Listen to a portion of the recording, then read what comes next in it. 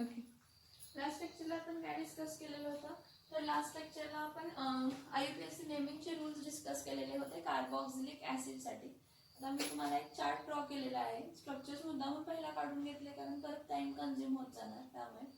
Okay, ह्याचे खूप सारे स्ट्रक्चर्स आहेत, आपण मोस्टली 16 स्ट्रक्चर ह्याचे बघूया. हा बघा, हा कोणता आहे? COOH फॉर्मिक ॲसिड आणि कार्बन एकच आहे म्हणजे पहिला कार्बन मिथेन झाला, होय की नाही? मग ह्याचं कॉमन नेम काय असणार आहे? Formic acid. का फॉर्मिक ॲसिड आपण ह्याला का म्हणतो? फॉर्मिका, अँटचं नाव फॉर्मिक आहे लॅटिन मध्ये, म्हणून त्याला काय, तो अँट डसल्यावर जे ॲसिड निघतं ते कोणतं आहे? तर फॉर्मिक ॲसिड. फॉर्मिका डसल्यानंतर जो मिळतो ॲसिड तयार, तो ॲसिड आहे, तर त्याला म्हणतो फॉर्मिक ॲसिड. मग एकच कार्बन आहे तर काय येणार आहे? हा मिथेन. मिथेनचं ई काढून काय लिहिणार आहे? Oic acid. Methanoic acid. तसाच हा कोण आहे? तर acetic acid, acetum. Vinegar, vinegar sour wine. कसली वाईन? सोर तुरट वाईन असते ते.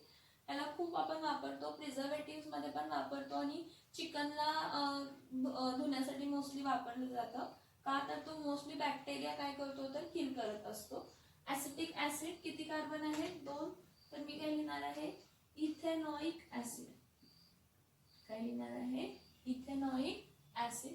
नेक्स्ट बघा, हे टोटल कार्बन किती आहेत? 3. 3 कार्बन म्हणजे प्रोपिऑन. प्रोपिऑन फर्स्ट पॅट. प्रोपिऑनिक ॲसिड. कोणता ॲसिड आहे हा? प्रोपिऑनिक acid. Propionic acid total carbon किती आहेत? 3. प्रोपेन. प्रोपेनचा ई काढायचा आणि काय लिहायचं? Oic acid. Propanoic acid. Propionic acid हा कॉमन नेम आहे आणि प्रोपॅनॉइक ॲसिड हा IUPAC नेम आहे. ह्यामध्ये कन्फ्युजन करून घ्यायचा नाही. टोटल कार्बन किती येतं? 1 2 3 4. 3 4 म्हणजे हा कोण आहे? Butyric acid. Butter, butyrum, buttery, softy softy, that is butyric acid. आता ब्युट्रिक ॲसिडचं टोटल कार्बन किती आहे? 4. मग काय येणार आहे? Butanoic acid. Butanoic acid. Okay, now next बघा, हा जो पर्टिक्युलर कार्बन आहे हे बघा, 1 2 3 4 टोटल कार्बन 4 आहे. टर्मिनल एंड पासून सेकंड कार्बनला मिथिल ग्रुप आहे, म्हणजे तो काय असणार आहे? आयसो ब्युट्रिक ॲसिड. कारण आयसोब्युटेन जर कन्सिडर केला तर एक तर आयसोब्युटेन म्हणजे तर CH3 येणार, तर CH3 जागी COOH आला म्हणून हा आयसोब्युट्रिक ॲसिड आपण ह्याला म्हणतो. ह्याचं आणि एक नाव काय? हा ज्या कार्बनला हा जॉईन आहे, ज्या कार्बनला मेन कार्बनच्या म्हणजे कार्बोक्सिलिक कार्बनच्या बाजूचा कार्बन अल्फा कार्बन, मग त्याच्या बाजूचा बीटा, मग गॅमा, मग डेल्टा, ग्रीक लेटर्स. का तर सबस्टिट्युएंट अल्किल असेल तर कार्बोक्सिलिक ॲसिड मध्ये. मग हा कोण असणार आहे? Alpha dash methyl propionic acid. कारण जेव्हा आपण असं अल्फा बीटा कन्सिडर करतो तर ही सबस्टिट्युएंट झाली आणि ही मेन झाला. मग मेन मध्ये किती कार्बन आहेत? 1 2 3 म्हणून प्रोपिऑनिक ॲसिड. ओके, याला नंबरिंग करूया 1 2 3. म्हणजे तर काय येणार आहे? 2 डॅश मिथिल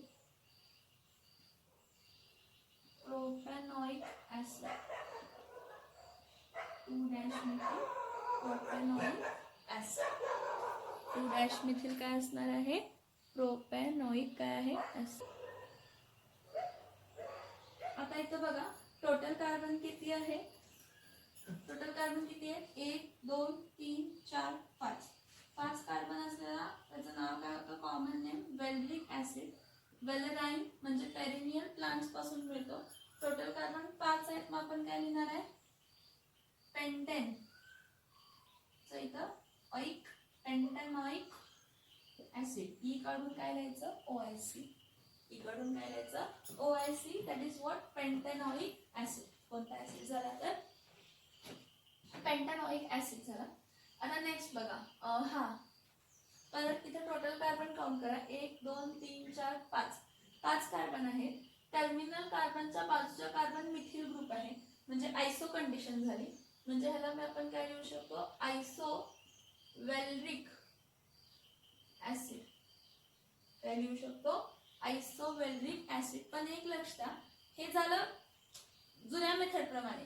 पण जुन्या आणि नवीन म्हणजे सेम मेथड आहेत दोघांचे पण आपण काय म्हणतो, टर्मिनल एंड पासून सेकंड कार्बनला जर मिथिल ग्रुप असेल तर ती आयसो कंडिशन झाली. टोटल कार्बन 5 होते तर आयसोपेंटेन म्हणजे वेल्रिक होता तो काय होणार आहे, आयसोवेल्रिक होणार आहे. पण आणि एक सिस्टीम ज्यामध्ये ग्रीक लेटर्स आपण डिफाइन करतो अल्फा बीटा गॅमा. तर ज्या कार्बनला COH आहे तो अल्फा, त्याच्या बाजूचा बीटा, त्याच्या बाजूचा गॅमा. व टोटल कार्बन किती आहेत, 4 आणि एक ब्रांच आहे. मग इथं काय लिहिणार आहे, अल्फा डॅश मिथिल. काय अल्फा डॅश मिथिल इथं काय लिहिणार, ब्युट्रिक ऍसिड. अल्फा डॅश मिथिल काय येणार आहे तर ब्युट्रिक काय येणार आहे तर ऍसिड येणार आहे. हा स्ट्रक्चर बघा, ह्याला डायरेक्टली अल्फा बीटा घ्यायचा. हा अल्फा आहे, हा बीटा आहे आणि हा काय आहे, gamma. Total carbon straight chain मध्ये किती आहेत, 4 आहेत म्हणजे ब्युट्रिक ऍसिड आहे. मग इथे काय लिहिणार आहे, अल्फा कॉमा बीटा डॅश डाय मिथिल. 2 मिथिल ग्रुप आहेत ना, अल्फा आणि बीटा पोझिशनला आहे. अल्फा कॉमा बीटा डॅश डाय मिथिल काय लिहिणार आहे तर ब्युट्रिक ऍसिड. काय लिहिणार आहे, ब्युट्रिक ऍसिड. आता ह्या दोघांचे IUPAC नेमिंग्स बघा. हा IUPAC नेमिंगला नंबरिंग करतो. COH टर्मिनल एंडला 1 2 3 आणि हा कोण आहे 4. सेकंड पोझिशनला मिथिल ग्रुप आहे म्हणजे हा काय येणार आहे 2 dash methyl butanoic acid. 2 dash methyl काय असणार आहे, ब्युटॅनॉइक ऍसिड. आता नेक्स्ट बघा, ह्या केस मध्ये परत नंबरिंग करायचं. हा टर्मिनल एंडचा हा पहिला, हा दुसरा, हा तिसरा, हा चौथा. इथं काय येणार आहे 2,3 डॅश डाय मिथिल ब्युटॅनॉइक ऍसिड. कारण सेकंड आणि थर्ड पोझिशनला कोणता ग्रुप आहे तर मिथिल ग्रुप आहे. आता नेक्स्ट बघा, टोटल कार्बन स्ट्रेट चेन मध्ये किती आहेत, 1 2 3 4 5 6. 6 कार्बन म्हणजे हा कोण आहे, कॅप्रोइक गोट. कॅपर, कॅपर म्हणजे काय, गोट, गोट मिल्क, कॅप्रोइक ऍसिड. ओके. आता स्ट्रेट चेन मध्ये टोटल कार्बन किती आहेत, 6. म्हणून आपण ह्याला काय लिहिणार आहे, हेक्सेन चा ई काढायचा आणि काय लिहायचा, ऑइक ऍसिड. हेक्सेनचा ई काढायचा आणि काय लिहायचा, हेक्सेनॉइक ऍसिड. मोस्टली काय असतं की IUPAC नेमिंग मध्ये पहिला लेटर कॅपिटल असतो. पहिला लेटर काय असतो, कॅपिटल असतो. म्हणून हेक्सेनॉइक ऍसिड तसा लिहिलाय. आता नेक्स्ट बघा, हे सगळे मोनोकार्बोक्सिलिक ऍसिड मॅक्झिमम ज्यांचे IUPAC नेमिंग आपण काय करू शकतो, देऊ शकतो ते घेतलेले आहेत. नेक्स्ट बघा, COH हा कोण होता, ऑक्झॅलिक ऍसिड आहे. कोण आहे, ऑक्झॅलिक ऍसिड आहे. IUPAC नेम टोटल कार्बन किती आहे, 2. ठीक आहे.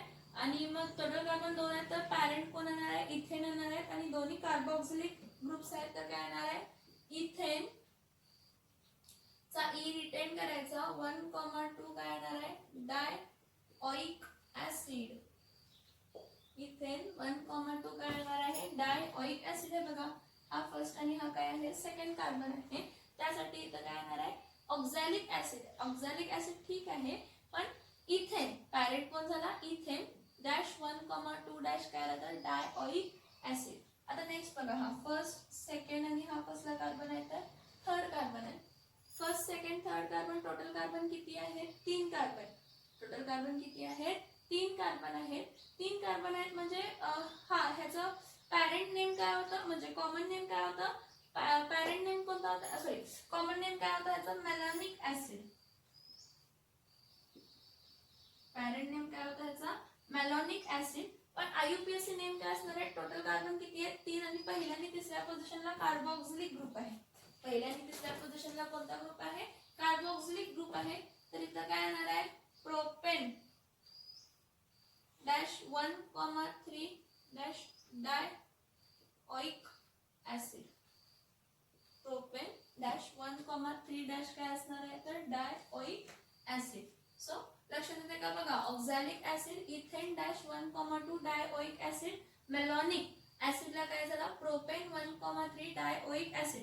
तिकडचे स्ट्रक्चर्स बघा मी रफ करणार आहे. पहिला कोणता आहे, एकच कार्बन आहे फॉर्मिक ऍसिड, त्याला मिथेनॉइक ऍसिड म्हणतो.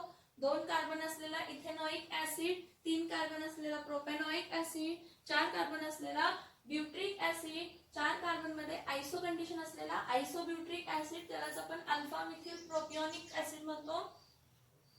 5 कार्बन असलेला कोणता ऍसिड आहे तर वेलरिक ऍसिड. 5 कार्बन असलेला कोणता कार्बन आहे तर वेलरिक ऍसिड आहे. आता ह्या केस मध्ये काय होणार आहे बघा, याचे पुढचे जे स्ट्रक्चर्स आहेत ते बघा. याचे पुढचे स्ट्रक्चर्स जरा बघा.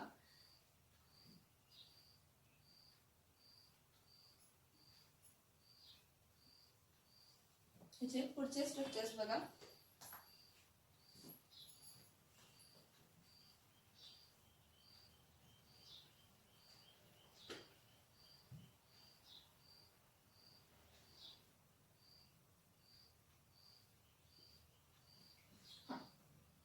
पुढचे स्ट्रक्चर त्याचे बघूया. पुढचा स्ट्रक्चर पहिला कोणता असणार आहे, मेलॉनिक सुसोनिक ऍसिड. कोणता होता, COOH. इथं किती CH2, CH2 किती येतात बघा, 2 CH2 येतात. CH2 किती येतात, 2 CH2. परत COOH म्हणजे इथं HOOC, परत CH2, परत CH2, परत COOH. हे CH2 ट्वाइस म्हणजे याचं नाव काय असणार आहे, काय असणार याचं नाव, सुसिनिक ऍसिड. कॉमन नेम काय आहे याचा, सुसिनिक ऍसिड. आयुपीएसी नेम काय असणार आहे, टोटल कार्बन 1 2 3 4, 4 कार्बन आहे. नंबरिंग देताना काय येणार आहे, हा 1, हा 2, हा 3 आणि हा काय येणार आहे 4. मग इथं काय असणार आहे, ब्युटेन चा ई रिटेन करायचा, 1,4 डॅश डायओइक ऍसिड. काय असणार आहे, डायओइक काय असणार आहे ऍसिड. Next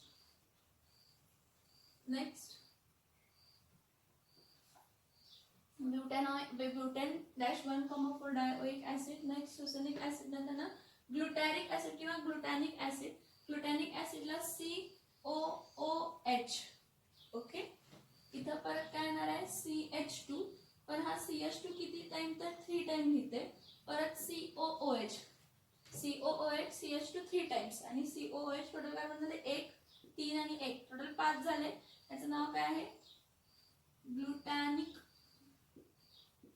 acid. हा काय झाला, पेंटेन 1,4 डॅश डायओइक ऍसिड.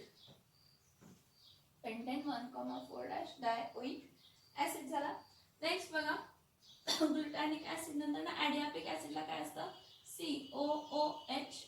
इथं CH2 घेते, CH2 किती 4 बॉन्ड्स घेते CH2 चे. परत COOH म्हणजे हा कोण झाला, ॲडिपिक ऍसिड. कोणता ऍसिड आहे, ॲडिपिक ऍसिड. टोटल कार्बन 1 4 आणि 1 6 झाले. 6 म्हणजे हा काय असणार आहे, hexane 1,4 dash dioic acid. Hexane 1,4 dash dioic काय असणार आहे तर ऍसिड. नेक्स्ट आपण सिट्रिक ऍसिड एक बघितलेला होता. सिट्रिक ऍसिड कसा होता, CH2COOH. परत इथं काय होता COOH, इथं काय येणार परत OH येणार आहे. परत हा काय होता तर CH2COOH. ह्याचं फक्त एक लक्षात नाव ठेवा, सिट्रिक ऍसिड. ह्याचं नेमिंग कसं करणार जरा विचार करा. ह्याचं नेमिंग कसं करणार जरा सांगा, ह्याचं नेमिंग कसं करणार सांगा.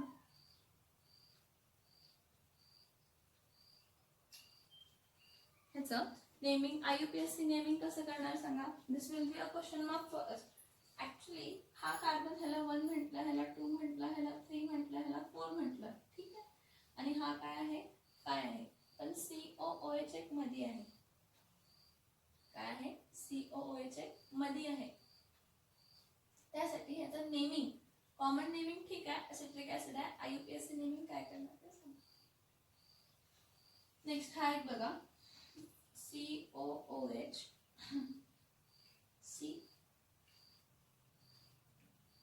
COH lactic acid. लॅक्टिक ऍसिडचं स्ट्रक्चर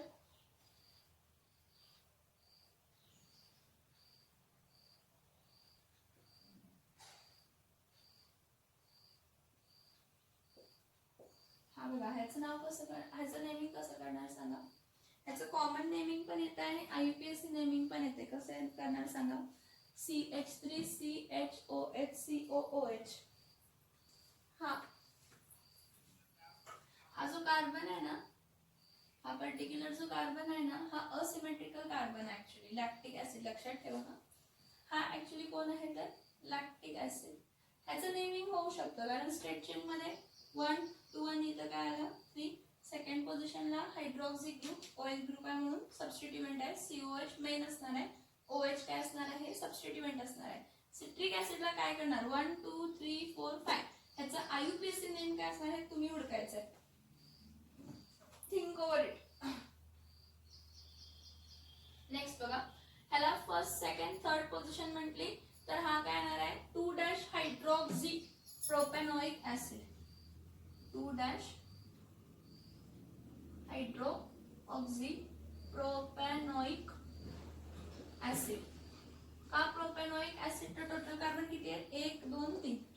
टोटल कार्बन किती आहे 3. ऍक्च्युली लॅक्टिक ऍसिड, याला लॅक्टोजचं ऑक्सिडेशन झालं की काय कन्वर्ट होतं तर लॅक्टिक ऍसिड मध्ये कन्वर्ट होतं.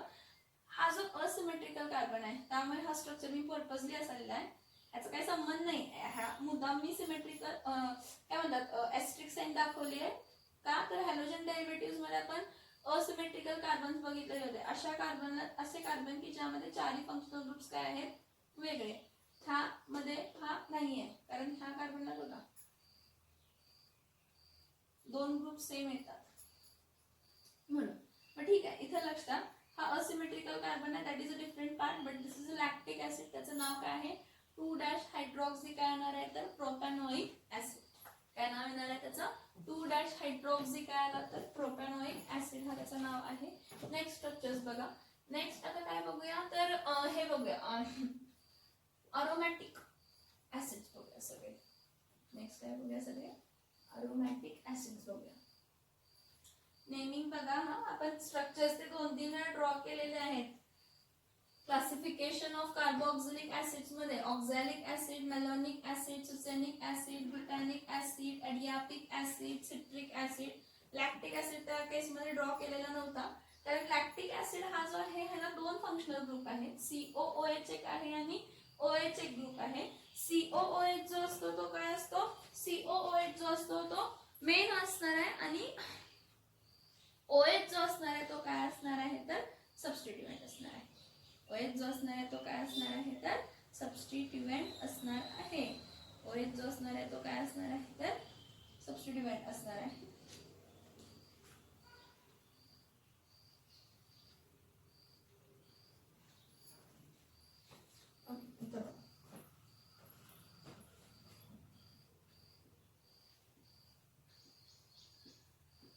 हा पर्टिक्युलरली आहे C. इथं काय येणार आहे OOH. सगळ्यात सोपा. याचं कॉमन नेम IUPAC नेम दोन्ही सेम असणार आहे. बेन्झोइक ऍसिड. परत बेन्झोइक ऍसिड. ठीक आहे. नेक्स्ट बघा C6H5 COOH इथं OH लिहिते. हा आपण प्रिपेअर केलाय. कोलबेस सिंथेसिस काय रिमर्स स्टीमन रिॲक्शन चेक करा कशामध्ये प्रिपेअर केलाय. कोलबेस सिंथेसिस का रिमर्स स्टीमन रिॲक्शन मध्ये. हा बघा कोलबेस सिंथेसिस का रिमर्स स्टीमन. तर चेक करा तुम्ही. ह्याला काय म्हणतो आपण सॅलिसिलिक ऍसिड. काय म्हणतो आपण ह्याला सॅलिसिलिक ऍसिड. सॅलिसिलिक ऍसिड ह्याचं नाव हा पहिला कार्बन, हा दुसरा कार्बन, म्हणजे काय येणार आहे 2' हायड्रॉक्सी, 2' हायड्रॉक्सी, काय येणार 2' hydroxy, 2' hydroxy benzoic acid, 2' hydroxy benzoic acid. परत आणि एक घेते C6H5, इथं काय येणार आहे, इथं COOH लिहिते आणि इथं CH3. हा टोल्युडीन जो मी तुम्हाला म्हटलेला, त्याला काय म्हणतो आपण टॉलिक ऍसिड. थोड्या टेक्स्ट बुक्स मध्ये तुम्हाला टोलिक ऍसिड म्हणून दिलंय, थोड्या टेक्स्ट मध्ये तुम्हाला ह्याचं नाव टोल्युडीन असं दिलंय. हे दोन्ही नाव दिलेले आहेत. टॉलिक ऍसिड थोड्या केसेस मध्ये दिलेलं आहे, थोड्याच्यामध्ये टोल्युडीन म्हणून दिलेलं आहे. ओके, याचं कॉमन नेम IUPAC नेम मध्ये हा 1 आणि हा 2, म्हणजे काय येणार आहे 2' मिथिल, 2' मिथिल टोटल कार्बन, हा बेन्झोइक ऍसिड, 2' मिथिल काय असणार आहे बेन्झोइक ऍसिड. हे अरोमॅटिक ऍसिड्स आहेत बघा. हा मी काय सांगते हे कसले ऍसिड्स आहेत तर अरोमॅटिक कार्बोक्सिलिक ऍसिड्स आहेत. ओके, आणि एक स्ट्रक्चर आहे कार्बोक्सिलिक ऍसिडचा, फॅटॅलिक ऍसिड. कोण आहे फॅटॅलिक ऍसिड. हे सुसुनिक ऍसिडचं नाव समजलं का? सुसुनिक ऍसिड मध्ये टोटल कार्बन किती असतात 4. पहिल्या आणि चौथ्या पोझिशनला काय असतात तर कार्बोक्सिलिक ग्रुप्स काय असतात तर प्रेझेंट असतात. पहिल्या आणि चौथ्या पोझिशनला कार्बोक्सिलिक ग्रुप काय असतात प्रेझेंट असतात. इथं बघा C6H4, C6H4, COOH, COOH, पहिला आणि दुसरा कार्बन. याचं नाव काय असणार आहे तर फॅटॅलिक ऍसिड. काय नाव आहे ह्याचं फॅटॅलिक ऍसिड. आता फॅटॅलिक ऍसिड ह्याचं नाव आहे, मग ह्याचं कॉमन नेम फॅटॅलिक ऍसिड आहे. IUPAC नेम काय असणार आहे मी सांगितलं तुम्हाला. IUPAC नेम काय असणार आहे, ह्याला नंबरिंग करायचं 1 2, ठीक आहे. पॅरेंट द्यायचं बेन्झीन, ठीक आहे, डॅश पहिल्या पोझिशनला आणि दुसऱ्या पोझिशनला, आणि पुढे काय द्यायचं dicarboxylic acid, dicarboxylic acid benzene dash 1,2 dash dicarboxylic acid. बघा COOH, COOH हा कोण आहे फॅटॅलिक ऍसिड. फॅटॅलिक ऍसिडचं नाव काय आहे benzene dash 1,2 dash dicarboxylic acid. तुम्हाला आणि कोणते स्ट्रक्चर्स माहित असतील ते पण सांगा, त्याचे पण मला फोटोज पाठवा पाहिजे असतील तर मी ते पण काय करू शकते तर त्याचे पण स्ट्रक्चर्स काय करते तर लिहिते, त्याचे पण स्ट्रक्चर्स काय करते तर लिहिते. एवढे समजलेत का बघा, एवढे समजलेत का बघा.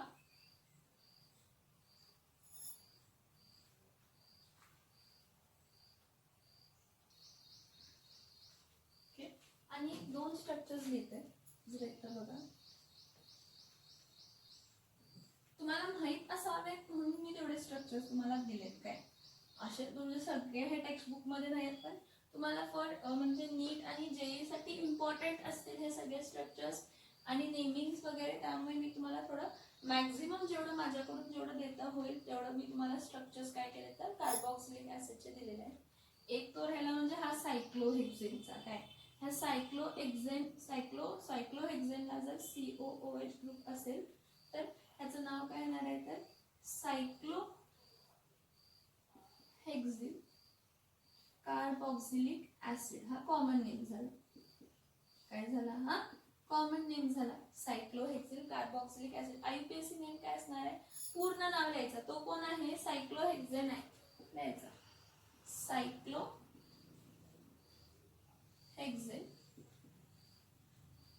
कार्बोक्सिलिक ऍसिड,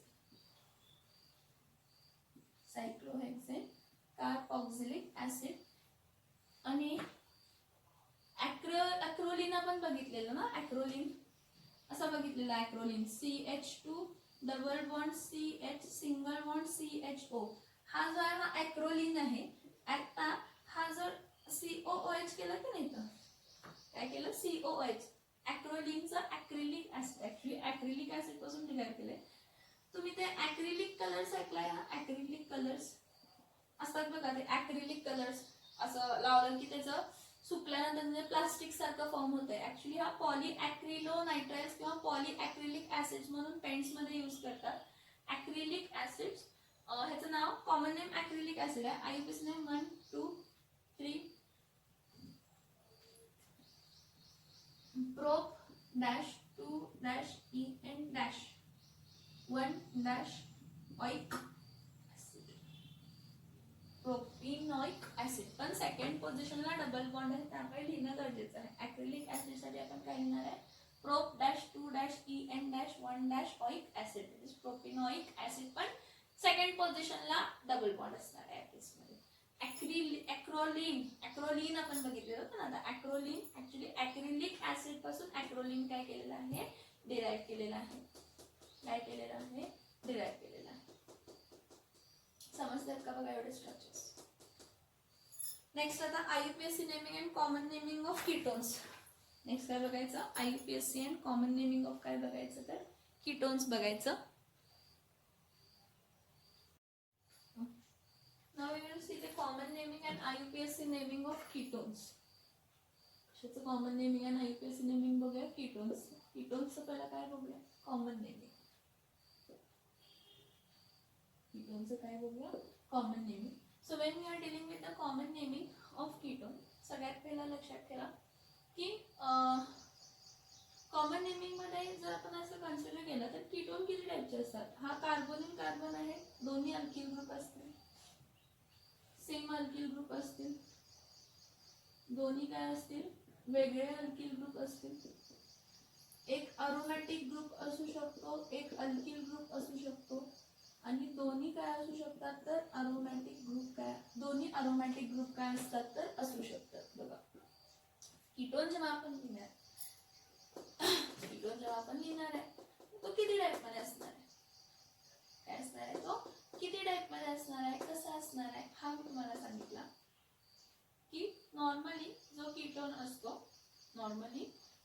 असतो त्यामध्ये कार्बोनिल कार्बन असतात.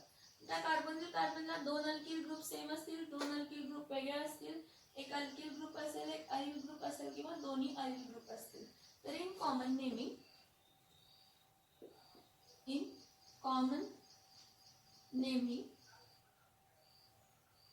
if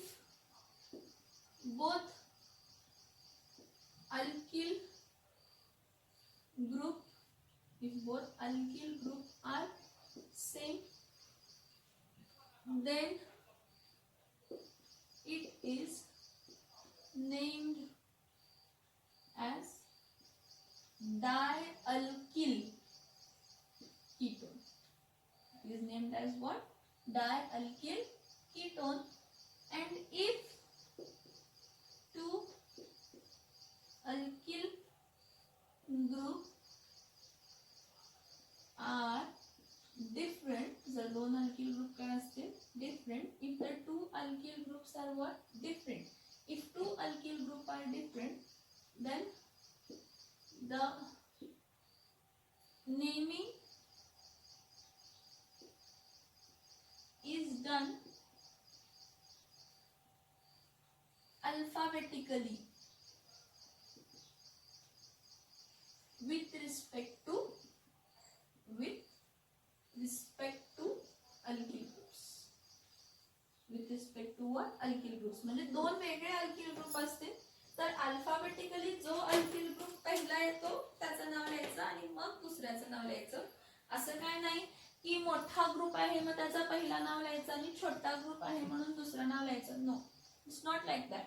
See, if in common naming, if both the alkyl groups are same, then it is named as dialkyl ketone. If two alkyl groups are different, then the naming is done alphabetically with respect to alkyl group. And if aromatic group are present,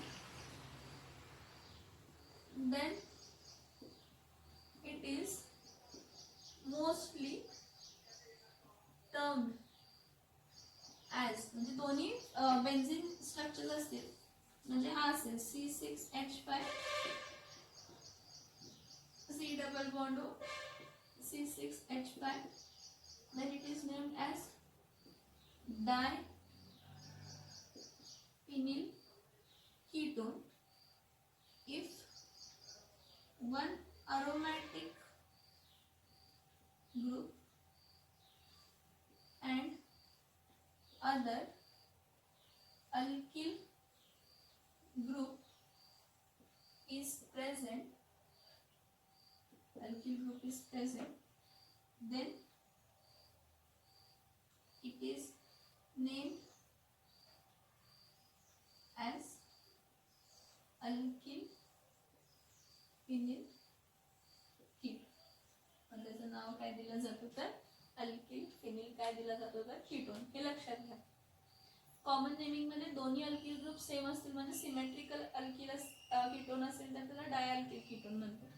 जर दोन alkyl group वेगळे असतील तर त्याचं alphabetically order नाव देतो with respect to alkyl group. जर aromatic group असतील तर दोन्ही तर त्याला डायफिनिल कीटोन्स असं म्हणतो. जर एक अरोमॅटिक आणि एक अल्किल ग्रुप प्रेझेंट असेल तर त्याला अल्किल फिनिल काय म्हणतो तर कीटोन म्हणतो. ओके. आणि जर सबस्टिट्यूएंट प्रेझेंट असेल, if a ketone contains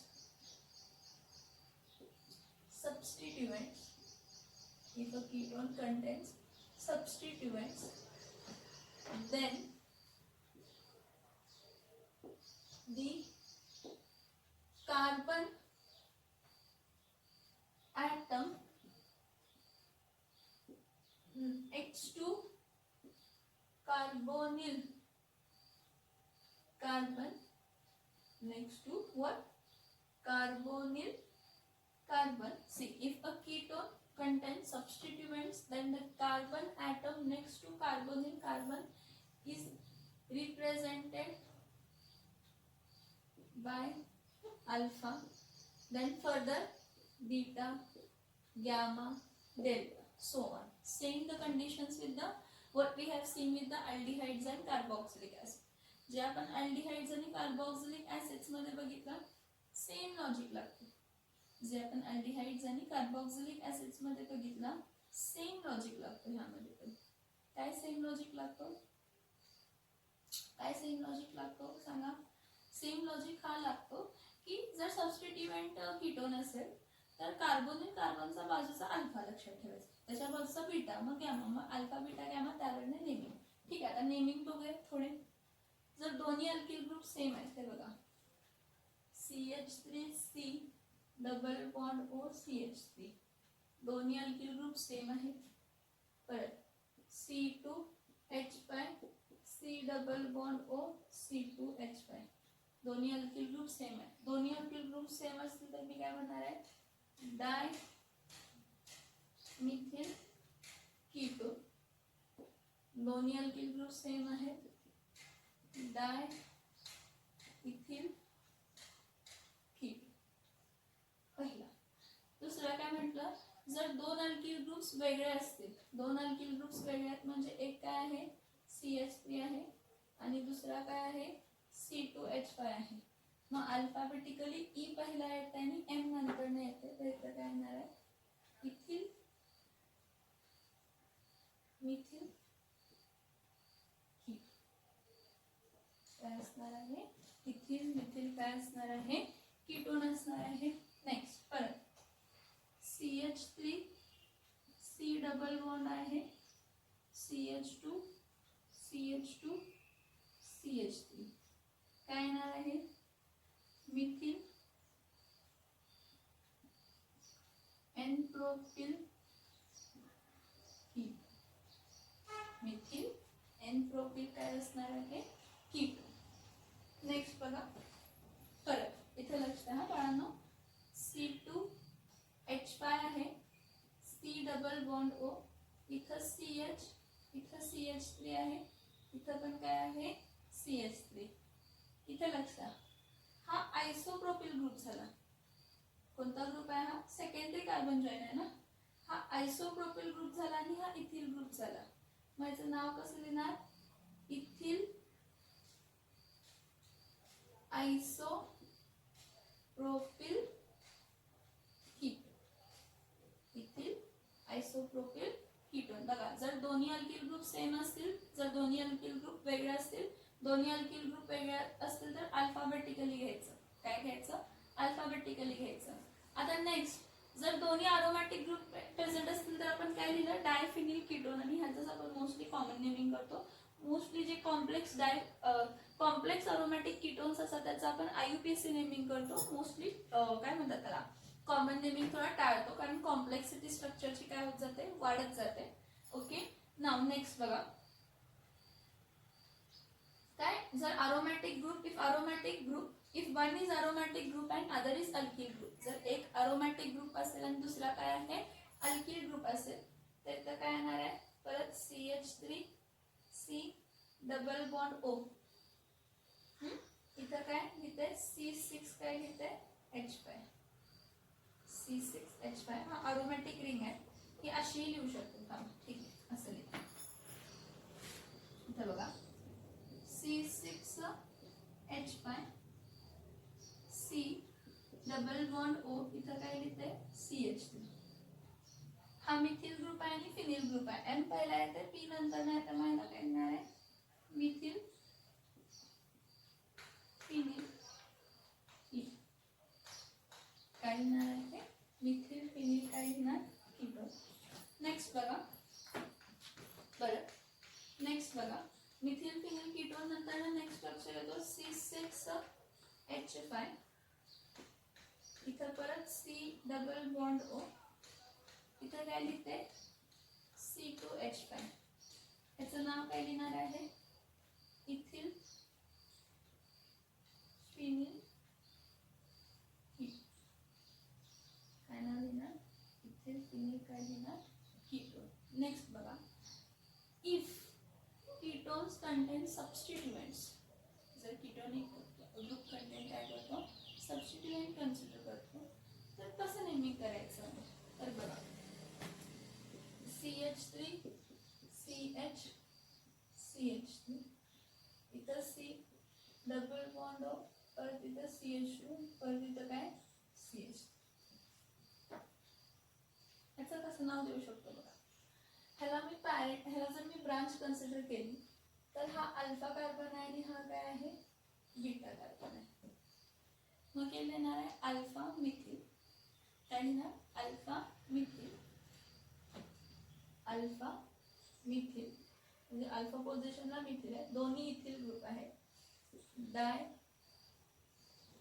ethyl ketone. Alpha methyl dye ethyl काय आहे? कीटोन. परत ह्याचं आणि काय रिप्रेझेंटेशन घेते? CH3 CH CH2 C double bond O CH3. हे बघा, हा इथं क्लोरीन कन्सिडर करा, सबस्टिट्युएंट. कीटोन आहे हा अल्किल ग्रुप आहे, पण ह्याला हॅलाइड पण आहे. कोण आहे? हॅलाइड पण आहे. मग हा अल्फा असणार आहे आणि हा काय असणार आहे? बीटा असणार आहे. हा अल्फा असणार आणि हा काय असणार आहे? तर बीटा असणार आहे. मग हा अल्फा आणि हा जर बीटा असेल तर ह्याचं नाव काय? Beta chloro. बघा, हा बीटा क्लोरो. आता M पहिला येणार का P पहिला येणार? तर M येणार. Beta chloro methyl n propyl ketone. Ether नाही, हा ketone. Beta chloro methyl n propyl काय लिहिणार? तर काय लिहिणार? समजते का? बघा बाळांनो, समजते का? बघा, if a ketone content substituent then the carbon atom next to carbonyl carbon. ह्या केस मध्ये ब्रांच होती म्हणून हा अल्फा कन्सिडर केला. हा ह्याच्या बाजूचा हा पण अल्फा आहे आणि हा बीटा आहे. मग गॅमा. हे बघा, इकडून इकडे अल्फा बीटा गॅमा वेगळे, इकडून इकडे अल्फा बीटा गॅमा वेगळे. पण एवढे कॉम्प्लेक्स स्ट्रक्चर्स तुम्हाला येत नाहीत. त्यामुळे okay fine. But you keep in mind all these things. This is common naming. What in common naming, if both alkyl groups are same, then it is named as a dialkyl ketone. If two alkyl group are different, then naming is done alphabetically with respect to alkyl group. If aromatic group are present, then it is mostly termed as diphenyl ketone. If one aromatic group and other alkyl group is present, then it is named as an alkyl phenyl ketone. If a ketone contains substituents, then the carbon atom next to carbonyl carbon is represented by alpha, beta, gamma, delta, and it is dimethyl ketone, diethyl ketone. Okay, ethyl methyl ketones, methyl and propyl ketones, ethyl isopropyl ketones, methyl phenyl ketones, methyl phenyl, ethyl phenyl ketones. हे सगळं common naming आहे, समजतंय का? हे सगळं common naming आहे आणि ह्याचे रूल्स मी तुम्हाला सांगितलेले आहेत. एवढं समजलंय का सांगा? मग IUPAC नेमिंगचे रूल सांगते. एवढं समजलंय का बघा? मग IUPAC रूल्सचे नेमिंग, IUPAC चे रूल सांगते.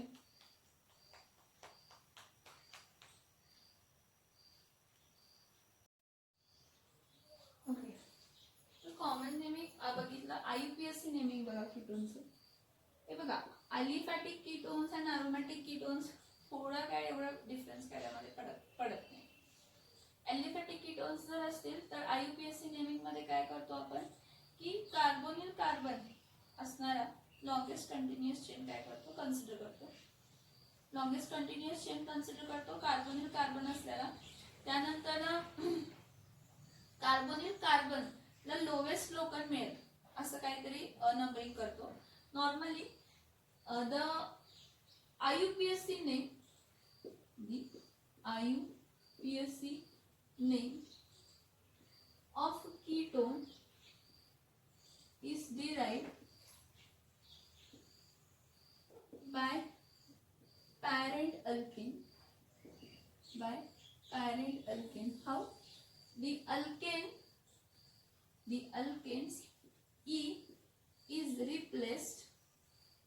The alkanes E is replaced by ONE. The alkanes E is replaced by what? ONE.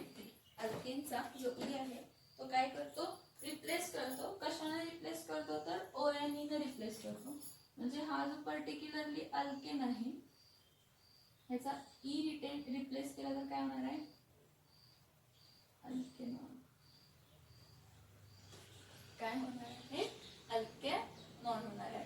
Now next बघा, the IUPAC name of a ketone is derived bye parent alkane. It is alkanes E is replaced by ONE. Numbering is given. What we do? You select longest continuous chain. काय करायचं, longest continuous chain select करायची. Select longest continuous chain containing carbonyl carbon. Containing carbonyl carbon. त्यामध्ये C double bond आहे. हा, give number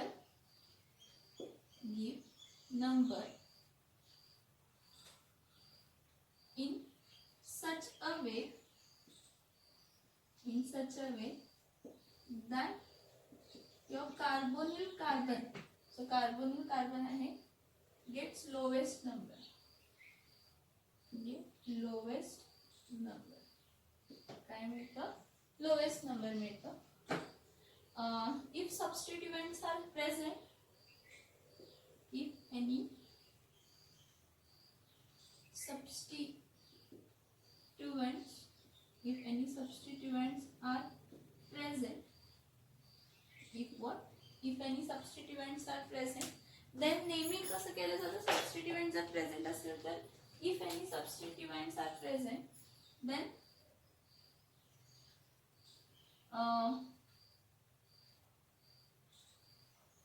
if any substituents are present, then locants are used to define it. म्हणजे पहिल्या पोझिशनला, दुसऱ्या पोझिशनला ethyl group आहे, मिथिल ग्रुप आहे असं. Okay, if two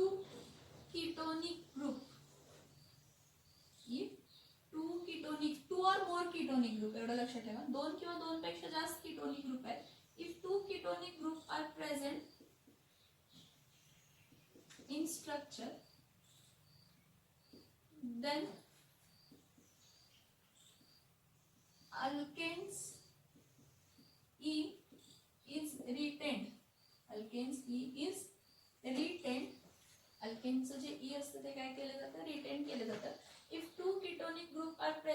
the structure then alkanes E is retain. अल्केनचं ई काय केलं जातं, रिटेन केलं जातं. Alkanes E is retain and named as alkane. जो काही अल्केन आहे त्यांना द्यायचं. टोटल नंबर कार्बन काउंट करायचे, 2 कीटोनिक ग्रुप आहे, ठीक आहे. अल्केनचं पूर्ण नाव लिहायचं 1,n. जो काय पहिला दुसरा तिसरा 1,n. हा n म्हणजे मला 1 नसेल, सॉरी 1 तर नसेल, थोडं 2,3 2,4 कन्सिडर करा. काय कन्सिडर करा, 2,4.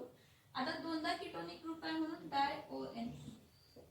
So if two ketonic group are present in the structure then alkanes E is retained. अल्केनचा E रिटेन केला जातो, पॅरेंट अल्केनचा E रिटेन केला जातो and 2,4 डाय-ONE असं नाव दिलं जातं.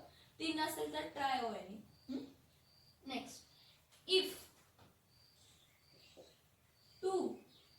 if a structure is a polyfunctional, if a structure is polyfunctional. polyfunctional म्हणजे काय सांगा, एकापेक्षा जास्त फंक्शनल ग्रुप आहे.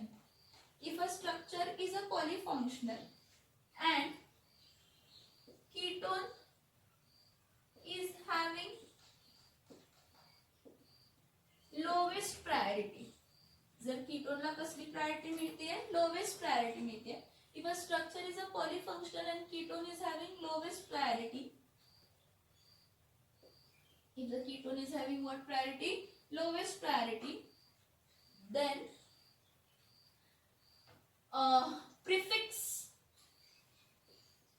is used to represent ketone. Prefix is used to represent ketone. Now what is that prefix? Oxo. कोणता prefix आहे, ऑक्झो हा prefix आहे. बघा, पॉलीफंक्शनल ग्रुप म्हणजे काय, आपल्याला माहित आहे की आपण सगळ्यांची प्रायोरिटी डिफाइन केलेली आहे. कार्बोक्सिलिक ऍसिड सगळ्यात जास्त प्रायोरिटी आहे, त्यापेक्षा कमी इस्टरची आहे, त्यापेक्षा कमी अमाइडची आहे, त्यापेक्षा कमी अल्डिहाइडची आहे, त्यापेक्षा कमी कीटोनची आहे, त्यापेक्षा कमी अल्कोहोलची आहे, त्यापेक्षा कमी हॅलाइडची आहे, त्यापेक्षा कमी अल्किन्सची आहे, अल्काइन्सची आहे, मग अल्केनची आहे, सायनाइडची. ही प्रायोरिटी डिसाइड केली आहे. जर स्ट्रक्चर पॉलीफंक्शनल आहे म्हणजे पॉलीफंक्शनल आहे म्हणजे त्यामध्ये कीटोनिक पण ग्रुप आहे आणि दुसरा असा ग्रुप आहे की ज्याची प्रायोरिटी जास्त आहे. मग ज्याची प्रायोरिटी जास्त आहे तो पॅरेंट होतो आणि ज्याची प्रायोरिटी कमी आहे तो सबस्टिट्युएंट होतो. मग जर कीटोनिक ग्रुप सबस्टिट्युएंट असेल तर सबस्टिट्युएंट मोस्टली प्रिफिक्सेस न दाखवतात. मग कीटोनिक ग्रुप प्रिफिक्सेस न काय दाखवणार आहे, ऑक्झो. कीटोनिक ग्रुप प्रिफिक्सेस न काय दाखवणार आहे, ऑक्झो. हे बघा, हे सगळे जे काय आपण स्ट्रक्चर्स लिहिले म्हणजे जे काही रूल्स लिहिले काय, the IUPAC name of ketone is derived by parent alkane, alkanes E is replaced by ONE. So I'll give you some examples directly.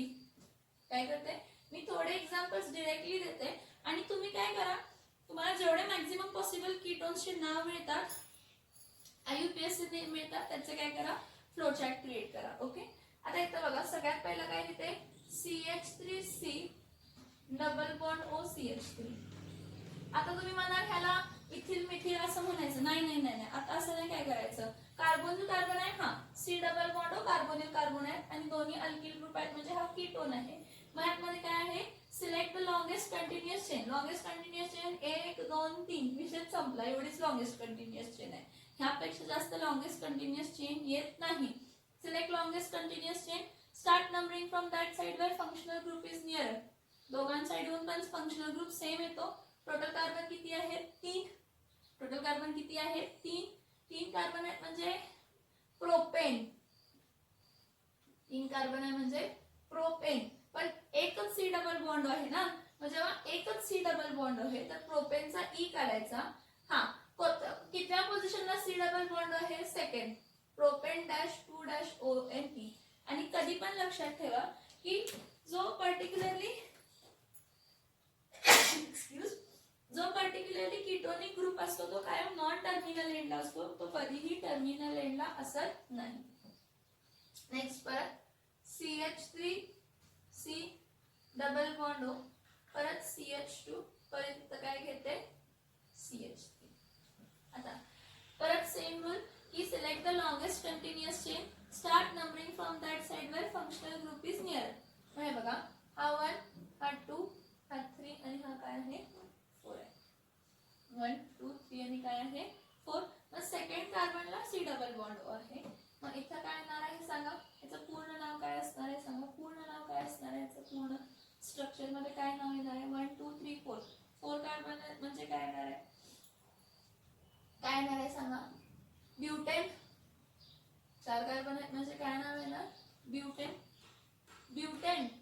Dash किती पोझिशनला कार्बन टू कार्बन आहे सेकंड. ब्युटेन डॅश 2 डॅश काय येणार आहे ONE. Butane dash 2 dash काय येणार आहे तर ONE हा पार्ट येणार आहे. नेक्स्ट अनेक स्ट्रक्चर बघा. CH3 CH2 CH2 C double bond O CH इथं काय लिहिते CH. हा structure. If any substituent is present, जर एखादा सबस्टिट्युएंट प्रेझेंट असेल तर त्याला लोकंट पोझिशन द्यावी लागते. मग काय आहे select the longest continuous chain, start numbering from that side where functional group is near. हा फर्स्ट कार्बन आहे, हा सेकंड कार्बन आहे, हा थर्ड आहे, हा फोर्थ आहे, हा फिफ्थ आहे, हा काय आहे सिक्स्थ आहे. हा 1 2 3 इथं 4 येतोय, इथून 4 नंबर येतोय कार्बोनिल कार्बनला, इथं 1 2 3 3 नंबर येत आहे. मग लोवेस्ट द्यायला पाहिजे ना. मग 1 2 3 लोवेस्ट आला. 1 2 3 4 5 6. पण सेकंड पोझिशनला मिथिल ग्रुप आहे म्हणून काय लिहिणार आहे 2 dash methyl 2 dash methyl hexane dash 3 dash ONE. Hexane dash what 3 ONE. समजते का बघा, समजते का बघा. 2 dash methyl hexane dash 3 dash काय येणार आहे ONE. आता if any substituent are present then locants are use to define it. मग लोकंट यूज केलं 2 डॅश मिथिल असं यूज केलं. 2 असेल तर 2 लोकांची पोझिशन द्यायचे, 3 असेल तर 3 लोकांची पोझिशन द्यायचे. पण देताना जे काही लोकंट्स आहेत ते अल्फाबेटिकली द्यायचे. जर लोकंट वेगवेगळे असतील पण सबस्टिट्युएंट सेम असतील तर डाय ट्राय टेट्रा असं वापरायचं. म्हणजे डायमिथिल डायइथिल डाय एनप्रोपिल, म्हणजे डाय इथिल मिथिलच असते, एनप्रोपिल वगैरे काय नसतेच मोस्टली. एवढे स्ट्रक्चर्स आपण कॉम्प्लेक्स बघत नाही. जर 2 कीटोनिक ग्रुप प्रेझेंट आहेत मग हा लिहिते CH3 C double bond O, परत CH2 परत C डबल बॉन्ड O आणि इथं काय आहे CH. जर 2 कीटोनिक ग्रुप प्रेझेंट असतील तर परत नंबरिंग करा 1 2 3 4 5. नंबरिंग काय करा 1 2 3 4 काय करा 5. मग नंबरिंग 5 पर्यंत केलं. इथं काय करणार 1 2 3 4 5. नंबरिंग केल्यानंतर काय करणार, नंबरिंग केल्यानंतर नाव द्यायचं. नाव हा टोटल कार्बन किती आहे 5. 5 कार्बन आहेत म्हणजे काय येणार आहे पेंटेन. पण 2दा C डबल बॉन्ड आहे तर E रिटेन करायचं. 2दा C डबल बॉन्ड आहे तर E रिटेन करायचा सेकंड आणि फोर्थ पोझिशनला. कितीदा कीटोन आहे 2 डाय ONE. सो पेंटेन 2,4 डाय ONE. पेंटेन 2,4 डॅश डाय ONE. नेक्स्ट काय आहे जर पॉलीफंक्शनल स्ट्रक्चर असेल.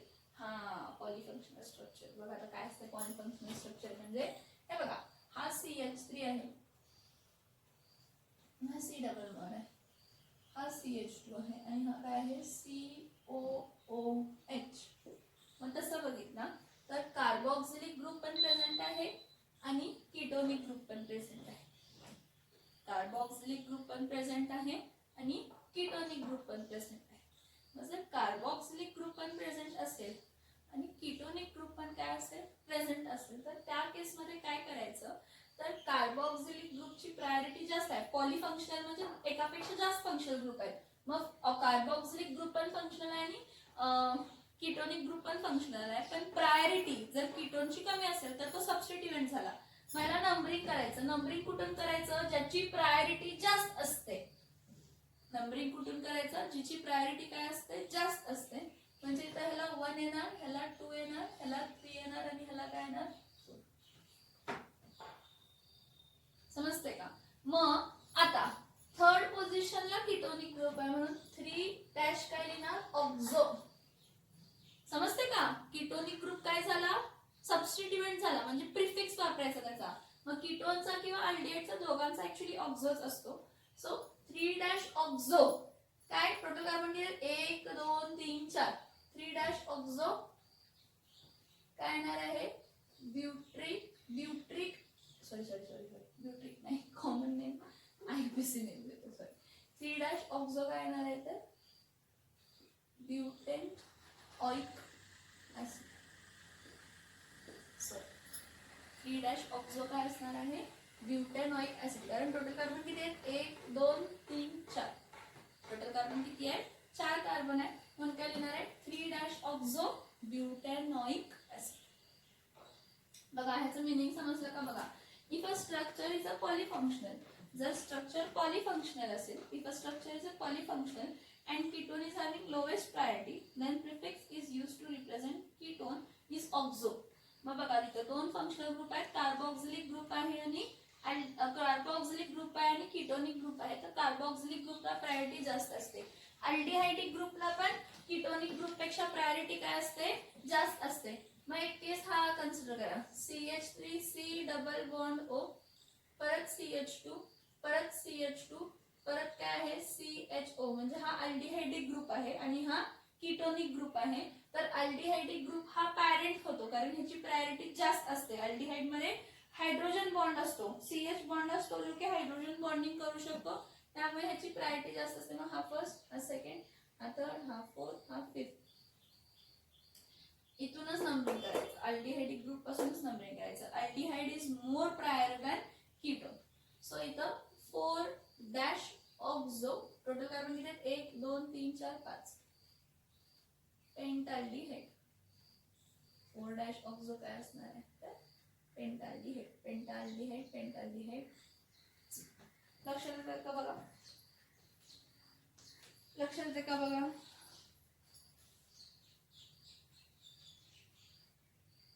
एवढे लक्षात येतात का बघा.